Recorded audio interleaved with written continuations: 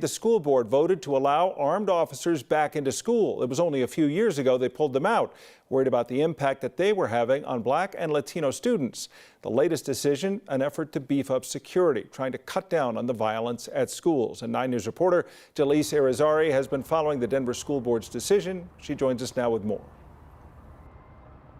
Yeah, it was an incredibly long day here with DPS and the Board of Education here. They spent about 4 hours in executive session coming to this decision. They then went into public session where they approved a memorandum that will allow school resource officers back in high school through the rest of the school year, as well as mental health professionals, at least 2 of them, through the rest of the school year. Now, of course, this is in direct response to what happened at East High School yesterday, but the decision didn't come with some stipulations. Now, DPS is asking that DPD have all of their officers be appropriately trained to use firearms, know de-escalation techniques, and understand policing in a school environment. The superintendent will also have to report to the board on a monthly basis with data concerning on-campus ticketing and arrests to make sure armed officers are only there for safety purposes. Now, is this a fix? Superintendent Marrero says he doesn't know, but this is the right way forward right now. The board president says she regrets everything that the students and staff at East have endured over the last few months. Here's what she had to say. There's been a societal failure. There's been a societal failure here locally in our city government, statewide and nationwide. And for us to incur death of students is not okay. It is not okay, and it really weighs heavily on each of us.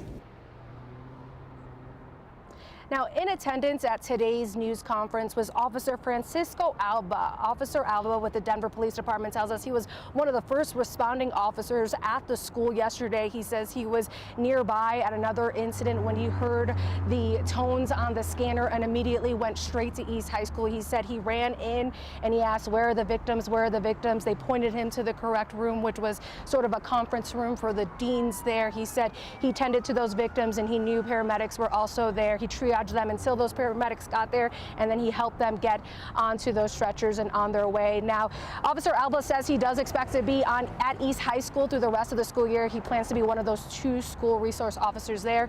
This is what he had to say. One student, one adult is far too many when we're dealing with our kids, with our treasures. Right? Every single time our parents go to work, the last thing they're thinking of is my kid going to come home?